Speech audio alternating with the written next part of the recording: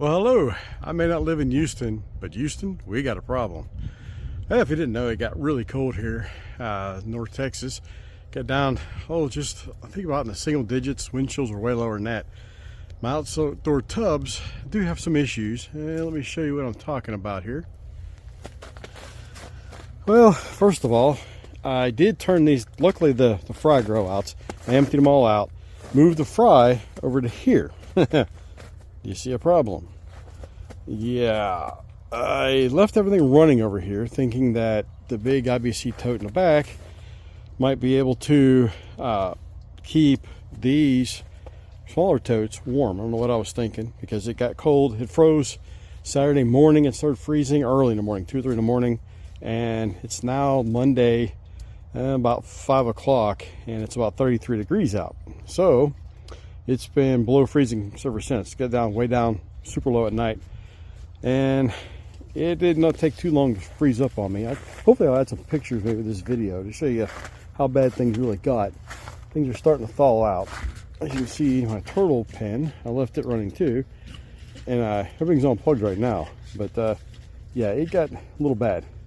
This completely froze all up, so I had to unplug the pump. It'll be a while before that unfreezes. Luckily, it's got full sun today, and it's trying to thaw out. And so those plants will probably die off. That's okay. That happens. This is not frozen solid, luckily. And down here, there's still a rice fish in this tank, but this is a couple feet deep, so it should be fine. They're probably down there doing just fine. They should be able to handle the freeze.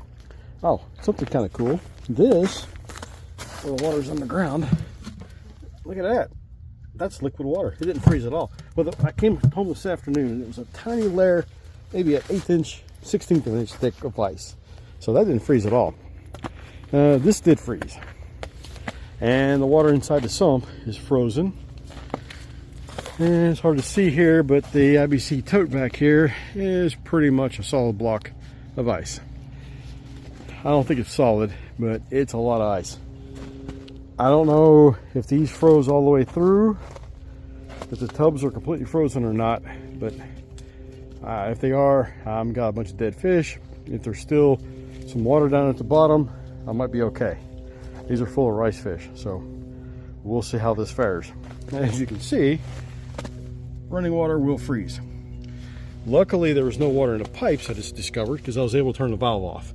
If there was water in here, that would have fit, if it had froze here, backed all the water all the way up, there would be a block of ice in there and I wouldn't be able to turn this off. So luckily that didn't freeze. This line runs down to the back.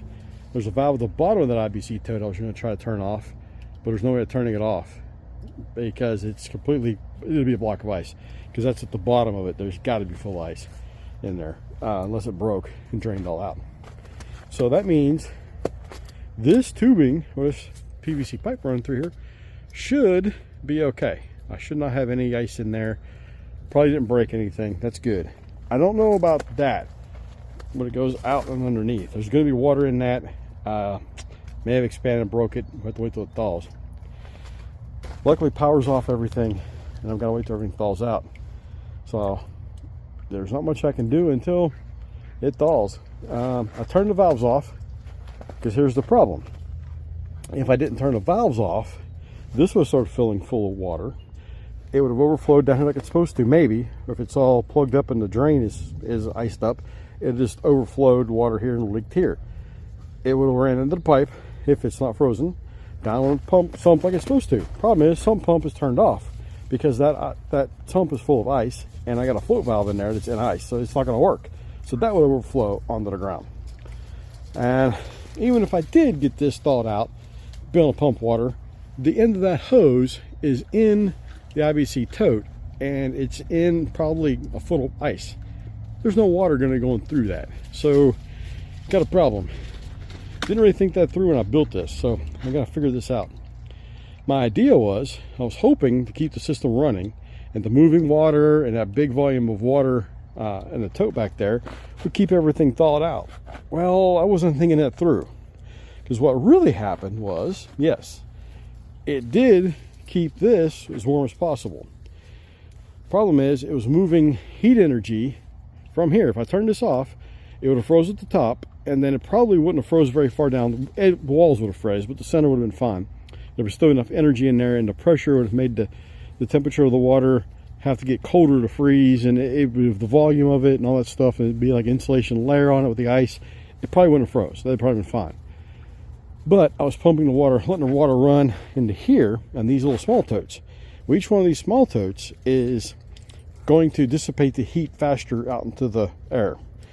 And this line here is thin, so that's going to help radiate that heat energy out. So it's so cold, there's no heat energy going into the system. So whatever heat energy is in the system is all I'm going to have to keep things warm. So I was dumping them in here. And of course, this falling and all this evaporative cooling going on as they're hitting and stirring this water up and it running down through. Man, I made a great radiator. So I actually increased the speed that this IBC tote froze up.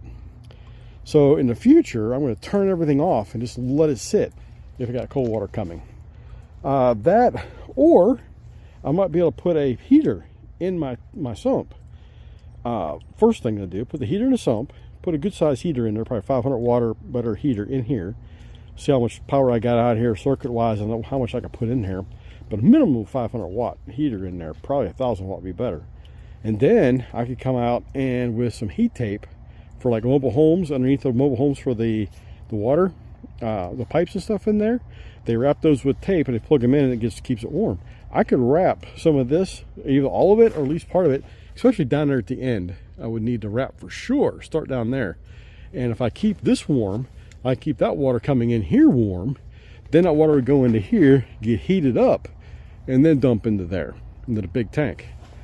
That actually would be adding energy back into the system, and at least somewhat definitely help keep the water warm. I'd have to try it and see if it's enough to keep it from freezing. But with these extreme temperatures, there was not much I could do. So I've now got to wait until it thaws out. Tomorrow is supposed to be in the 40s, so it should thaw out. And well, not all the way. I don't know how long it's going to take that tote to thaw out enough. So it's all got to thaw, especially at the top where the water goes in. It's got to be thaw enough where I can actually move the water out of the sump into that.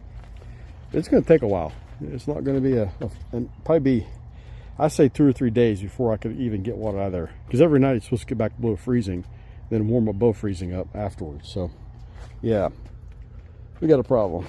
But I don't think it's as bad as I originally thought. So I'm glad I came home and checked this out. Well, if you have any questions, please add it to the comments below. And please like and subscribe if you like what I'm doing here. This is going to be interesting. I think what I'm going to do next, I'm going to go in the house, get me a long drill bit, and I'm going to drill into here and see how deep that ice is. I'm hoping that it's not frozen solid. If it's not frozen solid, there's a hope that the rice fish will be okay. If these are frozen completely solid, I lost all my fish. And I don't know, when I pulled the fish out, the fry out, put them over here, there was a couple hundred fish per tub, and I had 6 tubs. So those are potentially 1,000 fish that I have in here that I may have lost. I hope not. It's just, I don't make me sick in my stomach if I find out they're all dead. But man, if they all live, that was going to be so cool. That'll kind of show how tough rice fish can be. So hopefully you can learn from my mistakes here and do things differently. So I think it's better to turn everything off, just to let everything freeze on the surface, and I think you'll be better off. All right, well, until next time, thank you.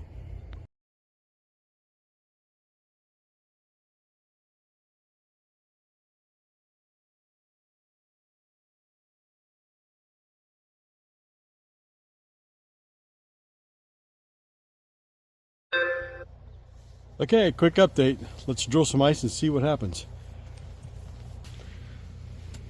As you saw, I drilled it already. Look at this. I am happy. Yay! Only an inch or so of ice. Maybe 2 inches max, but oh man, that makes me so happy. There's a good chance that the rice fish are going to be just fine. Good day.